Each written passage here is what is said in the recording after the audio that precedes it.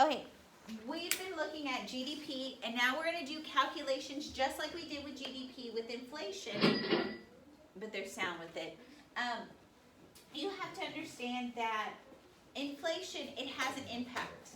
Y'all probably know inflation, that prices is going which way? Up. Deflation means it's going down. Do y'all like inflation? Means prices go up. Prices go up, which means what happens to your purchasing power? It goes down. So do y'all want to see inflation? No. But over time, I will tell you inflation is good. And there's a reason why. Eventually, I'll get to it in the PowerPoint and we'll talk about it then. Okay? But what we're going to look at is there's different price instabilities. One of them is inflation, which is a general rise in price. Y'all don't like that. If prices go up today to tomorrow because of inflation, our pocketbooks are pinched. There is deflation. I don't think we've ever seen this happen in our time, which is a decline in the general level of price. And there's disinflation, a reduction but not total elimination. So looking at this, an example of disinflation is in 1996, inflation was about 3.6%, and then it went down to 2.5. That's a reduction but not elimination. So right now our inflation rate is around here. Okay? Do y'all remember the 1970s when I taught you in U.S. history? We talked about stagflation. It was high in inflation with high unemployment. That's going to be another type of inflation I'll talk about further in. But that time in the 70s, inflation was 10%. Is that a lot? Yeah. So much. Huh? Yes, and so our government says the indicator to tell us what phase of the business cycle we are in. If it's over 3%, we're in an expansion. If it's under 3%, we're in a contraction. Okay? Yes. So during the Great Depression, what was it in? I don't know. I really don't know. I never look at the inflation for that. I hadn't been asked. Can I look it up real quick? Yeah, go ahead. It is all Okay. economy. So there's major types of inflation, and we're going to look at their causes. Okay, I am showing you a new graph. Y'all are like, no, this is not a new graph, but there's something new about it. What is new? There's an A, which means aggregate. Okay, aggregate means total. I will be showing you these graphs later, but you're like, oh my gosh, supply and demand has come back. Yes, it has come back, and we'll be graphing for it. What is the percentage for the depression? It was in the negatives. In the negatives. Oh, so we're having disinflation. Yeah. In 1932, from January to February, it was in. Wait, for 1 month? That's what it says right here. Yeah, because they calculate it monthly. I'm going to talk about a bureau when I get to inflation on next time that calculates inflation. They go month by month and they calculate every single item. They have a market basket, which we'll be looking at real soon. Okay, so we'll be calculating inflation as well. But, okay, and we'll talk about, you saw how we just did the math for GDP? That math is going to be similar to what we will do with inflation, and that's how we can calculate, is the inflation going up or is it going down? And so they do a market basket, and they calculate that. And there's people who go out in each region in America, which we'll talk about this Thursday coming up, about how they calculate inflation, because that tells us about our life, right? If we were having disinflation, prices going down, right? That seems good, right? But are people going to be losing their jobs? Yes. And so that's what we saw in the Depression. Yes, there was a general decline in the prices, but also that meant people were losing their jobs. If we have inflation, that's kind of good, right? Prices are going up, people are getting jobs because people are demanding it. So let me talk about this. So this looks exactly like what we see, but we never called it price level. We just called it price, right? And then we called it quantity. But from here on out, when I look at a graph like this is going to be the price level, because aggregate supply is going to be everything that is out there. Okay? And aggregate demand is GDP. It's C plus I plus G plus X minus N. M. Okay, so I'm looking at everybody. I'm looking at consumers, the government, I'm looking at businesses, imports minus exports, right? So So I'm looking at everybody spending, but I'm also looking at everything that is being produced in the economy. So aggregate means total. So I'm going to look at a type of inflation that occurs, which is called demand pull. So just looking at the name of this, which curve do you think is going to move? Demand. And demand pull inflation means there's too many dollars chasing too few goods. So which way is my demand curve going to go? To the right. And so look what happened to the price level. It goes up, and what happened to the GDP? And so in reality, this is how this curve should look. And I'm going to give you a PowerPoint real soon. This curve should look like this. And this was your question a long time ago. Remember, shouldn't that curve go like this? Yes. Okay, and there's a reason why. If my aggregate demand hits here and my aggregate supply, this is ideal. Because my output is all the way to the max, right? But what is up with that price? It's really low. Let me do demand pull inflation. Y'all said it was a shift to the right. And when I shift it to the right, I still have the same output, but what happened to the price? It went up. So they're producing the same amount, but what is happening to price? Okay, so now let's go to a depression. What's going to happen to people in a depression? Are they going to be demanding as much? No, so which way does my curve go? But look, when it goes to the left, what has happened to what people are demanding? It's going down. So what are people? They're losing their. So do you understand why we have disinflation now? Okay, so this is the ideal of where we wanted to intersect. But when our economy, like I think about our factories, and they work in 3 shifts, right? In 24 hours, they have 3 different 8-hour shifts. Can they produce anything more than that factory wants? And so this is why that supply curve has to be vertical. Because they can only produce what they can in 24 hours. They already know their output. And so when people start demanding more, that's what causes this price to go up. Okay? And so this is how this curve should look. You will be fine with graphing it like this. Okay? You're not in an econ major class where you should graph it like this. But do y'all understand why it's called too many dollars chasing too few goods? Because can our factories produce any more than the 24 hours they want? No, and so that's why that supply curve becomes basically a vertical line. Do y'all get this? Okay, so I know I got into technical stuff, but let's move on.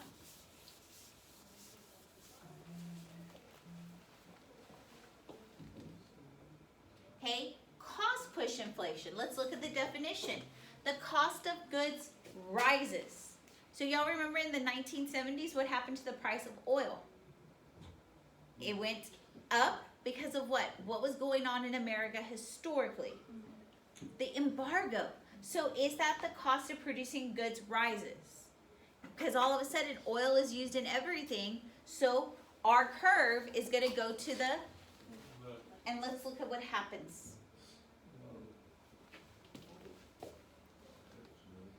That's not good, right? Because what happened to price?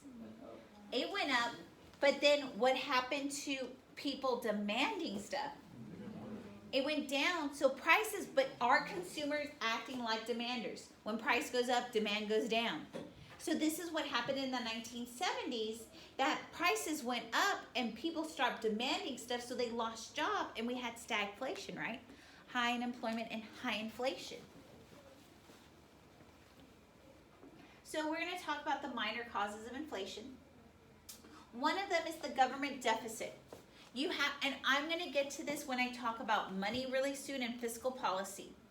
When there is basically a bucket of money, right? I'm just going to talk about the money supply being a bucket of money. When the government, like in the Depression, did the government borrow a lot of money to create all those programs? So the government put its hand in the money supply. Could any of y'all put your hand in the money supply? No, so basically the government crowded you out. So that's going to create demand pull inflation where that curve moves to the right. And we'll look about that more when I get to fiscal policy. The next thing is called the wage price spiral. So let me go back to Bernie's argument. What does Bernie want to do with wages? Raise them to how much? $15. Well, if wages go up, prices go up. So the whole argument, yes, people are like, yeah, $15, but guess what's going to happen to the price of a burger? It's going to go up because wages went up. So one of the explanations of why prices have gone up, because y'all know minimum wage today is $7.25, right? When I was working, way back in the 90s at my high school job, minimum wage was $5. But I remember I used to go buy a meal for $5. Now, you think about a meal at Whataburger, does it cost you about that's $7.25? Yeah. $8.96, a little bit more, right? But do you see, you already know the price of your meal at Whataburger, okay? But do you understand that if wages go up, does the business have to pass that on to the consumer? So this is called the wage price spiral. As wages go up, prices go up. And then workers, they're like, oh, prices went up, so what do they want with their wages? To go up. And so this is going to cause cost push inflation.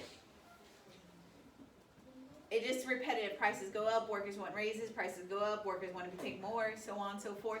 So can you now understand when your grandpa or your grandma says, back in the day I used to be able to gas up for $1 a gallon, right?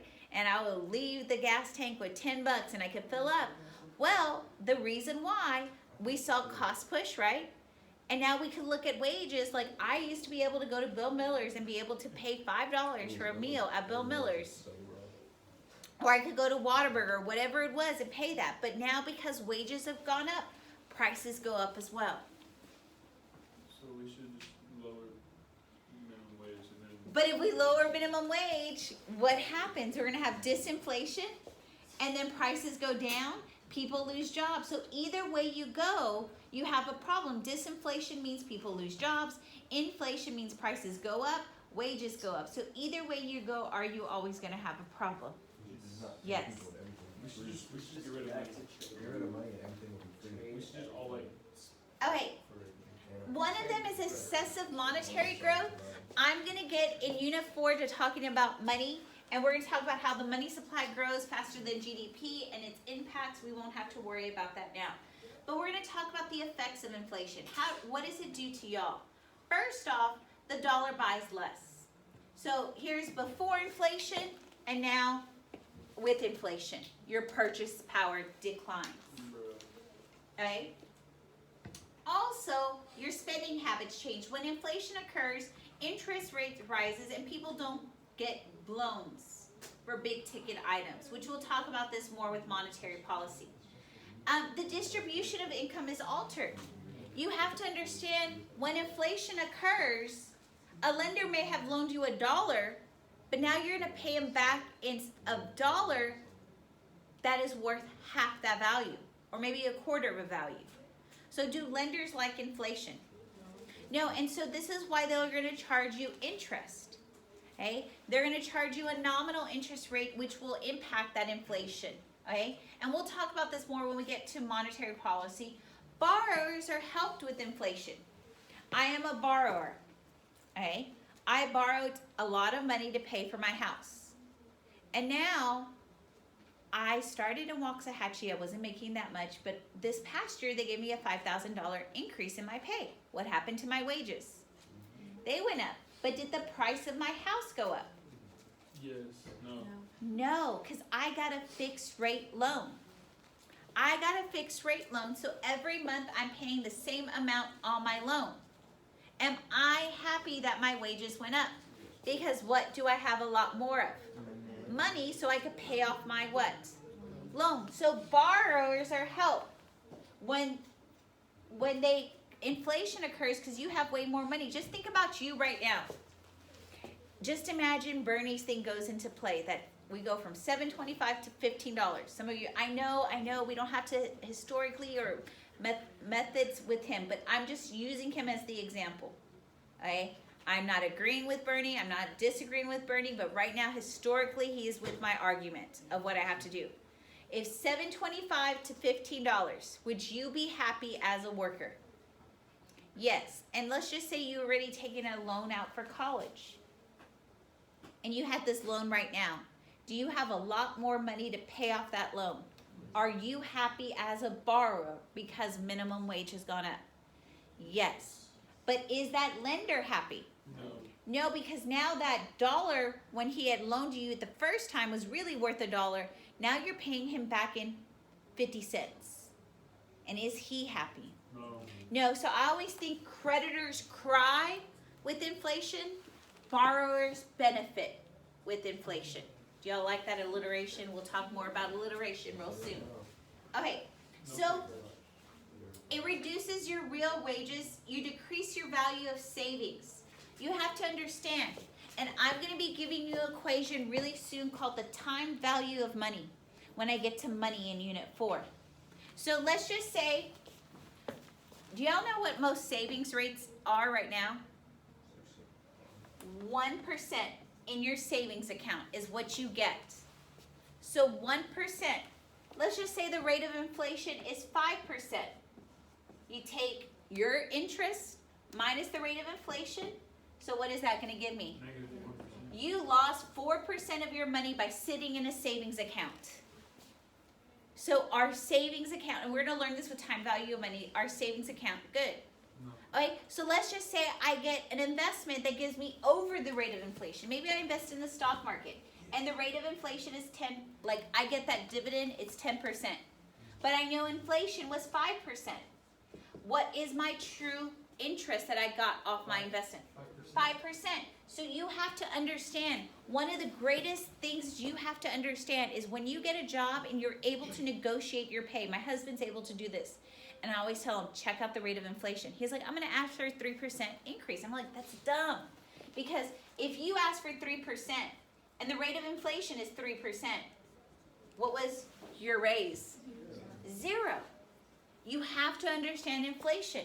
So I tell him, you should ask for 5 for your raise. And the rate of inflation is 3. What was your real raise? 2%. Inflation is so important. It is important that you understand it. We will eventually calculate it next time because eventually you will be going into jobs where you're salary based. And they're like, okay, we're going to give you a 1% pay increase. Is that even good? No, because the rate of inflation is 3%, so you're losing still what? 2% of your real income. So you have to understand how inflation impacts your savings, impacts your investment, and impacts your salary. Because if you do not get that increase at the rate of inflation, are you making something? No, you always want to ask over it. So we'll get to this when we calculate time value of money. We're going to measure inflation in 2 different ways. One is CPI that we will do next time, the Consumer Price Index, and one is PPI, the Producer Price Index. We don't use that much in macro, it's used more in micro. The last thing, and this is probably one of the coolest things if you're ever given a job, if they give you a COLA. That's not like them giving you a soda. A COLA is a cost of living adjustment. They automatically adjust your wages each year to take into account for inflation. Any of y'all have that? I don't have it. But I had a student, he was going to take a job with USAA, and he was like, Miss Verdeen, it's only going to give me $60,000. I was like, no. You got to look at all the other fringe things that they're going to give you. They're going to give you free car insurance, free homeowners insurance, free renters insurance. Is that a good thing? He's like, oh, I didn't think about that. I was like, that's $500 you would be spending elsewhere. They're going to let you work from home. They're going to give you paid holidays. And they're giving you this thing called a COLA. I was like, soda? It's like, no. Every time inflation occurs, they're automatically going to adjust your income towards that. So will inflation ever have an impact on you? No. Most people don't get this a part of it. But if they give it to you, is this a good place to work for? Yes. Most people, like the teachers of Oklahoma, have not gotten an increase in their pay. So what has happened to their actual value of money? It's gone down. So they were arguing about last year for a 15% increase in their pay to compensate for the rate of inflation, but the rate of inflation was 18%. But do you understand why inflation is so important in understanding it? Because it cuts into your pocketbook and it also cuts into your salary. The last one we have to talk about is stagflation. It refers to high unemployment with high inflation. Okay, so what we're gonna look at now is we have a little reading that we are gonna do together. If I find what I did with my stuff. We're gonna read this together to understand who is helped by inflation and who is hurt. I'm gonna give it to you. We're gonna create our little alliteration phrases.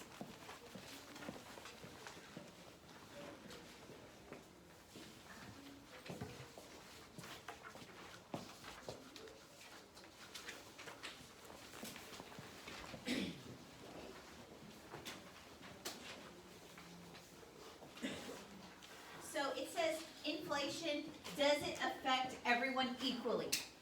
It says, who is hurt by inflation? Inflation is defined as an increase in the overall level of prices. It is harmful to a wide range of individuals in our economy who are unable to estimate correctly the rate of inflation or make adjustments for this inflation. One group that is hurt during inflation, and I need to find my highlighter, sorry. One group that is hurt during inflation is creditors. This is not a good color. Creditors. They are hurt. And I kind of talked about this earlier. Creditors are hurt, such as banks and other financial institutions. Inflation, bless you, inflation lowers the value of money, so creditors are paid back with money that has less buying power than the money they originally loaned. So I talked about creditors. Creditors do not like inflation, so I always think creditors cry with inflation. A second group that suffers from inflation includes people who live on fixed incomes or have claims to a fixed amount of money. A worker who makes regular contributions to a retirement account can find that inflation can undermine the real value of that fund and has made it inadequate for his retirement. So a person who lives on a fixed income, I always think of senior citizens. Do senior citizens live on a fixed amount of money? Yes, they're living on their retirement, or what else? Or Social Security.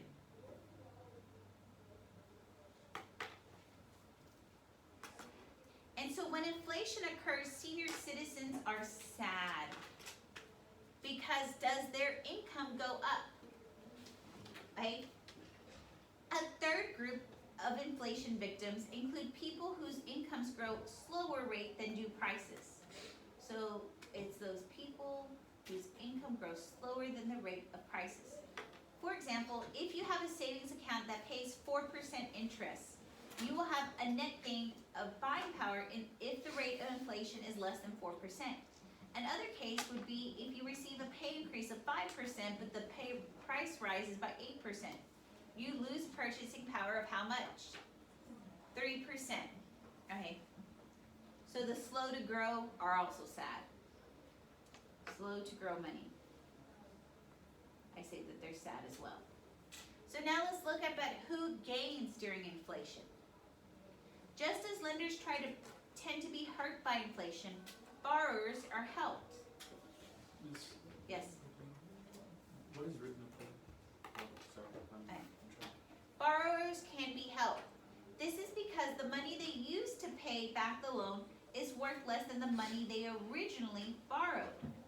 So borrowers, do they like inflation? Yes, borrowers benefit. So there's my alliteration. Borrowers benefit.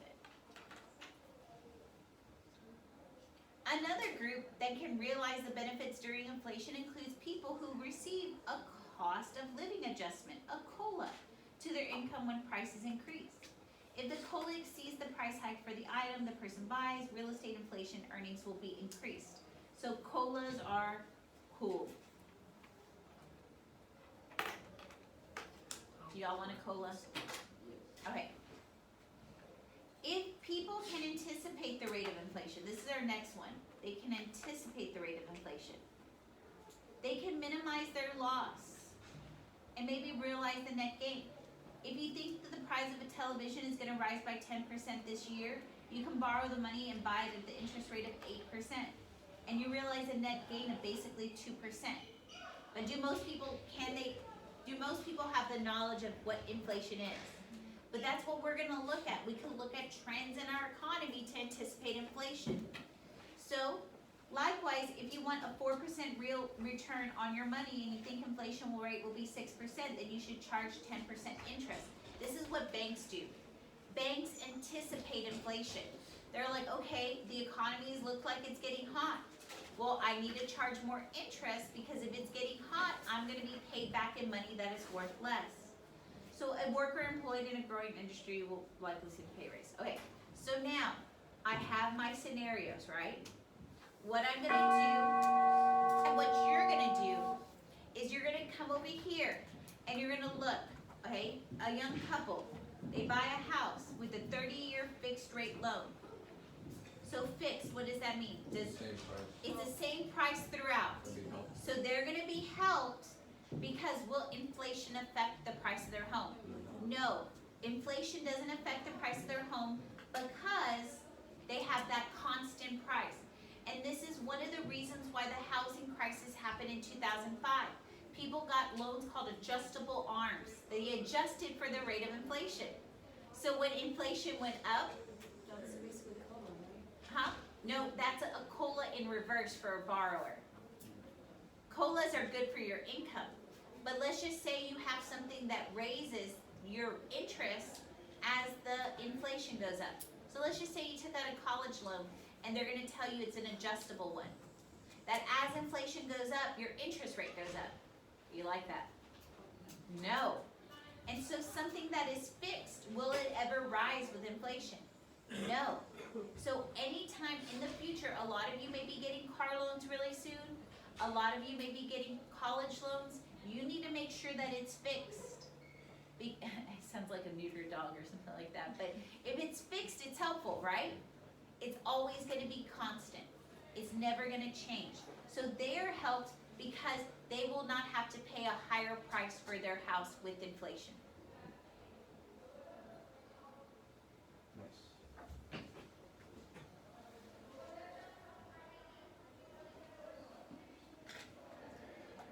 This next one should be easy. An apartment renter who signs a 3-year fixed rate rental lease. Smart. 3 years. They're helped, why? Because what's gonna happen to that price? It's gonna be constant, so there you go, that same argument there.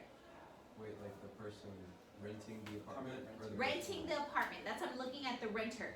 They're gonna benefit, because let's just say inflation goes up 10%. They have a rate that every single month they're gonna be paying the same amount.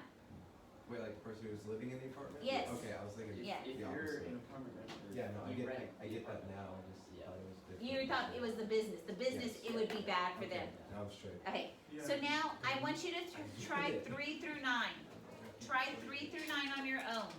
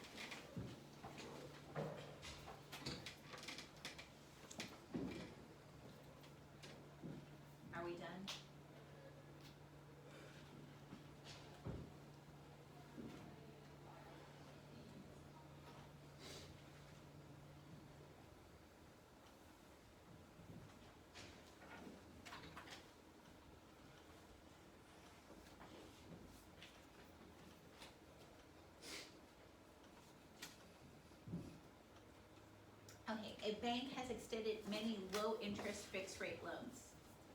Helped or hurt? Hurt because they're gonna be paid back what? Less money. Back in less money. And money worth less, right? Money that is worth less. A high school economics teacher retires on a fixed rate pension. Hurt. It's fixed rate. Cause remember, they're what over here? Senior citizen, so does their fixed rate pension increase with inflation? No, so their pension doesn't increase with inflation.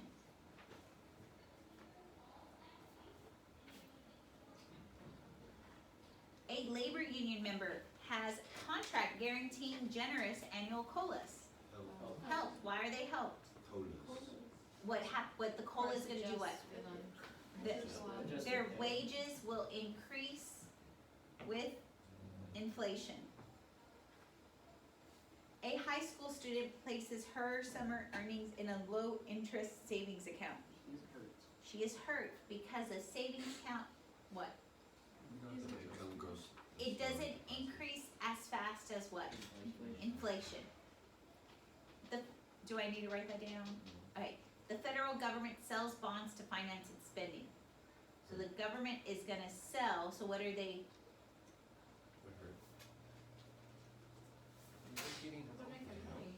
Their help, because the government is selling the piece of paper to Braden, right? And what is Braden giving him? The money, so the government is the what? The borrower. Give me your money, I'll break it. And so the government is borrowing from people with these bonds, and what are they gonna pay them back? In money that is worth more or worth less? So they're helped. Do you want to write this one down? The government is borrowing money and will pay back in money that is what? Is worth less than the original loan. Do y'all get that one? And eventually, this is that crowding out effect that the government is borrowing, you can't borrow, but it's taking your money in these bonds and paying you back later, which we'll talk about bonds in our next unit. John was planning on buying a car next year. He buys now because he thinks the prices will greatly increase next year. He's helped because he is anticipating that inflation, right? Christy gets a 3% pay increase. The inflation rate is 4.5. Hurt, why? If she has negative, and it actually hurts her purchasing power. How do y'all feel? Okay, are y'all understanding who is helped and who is hurt?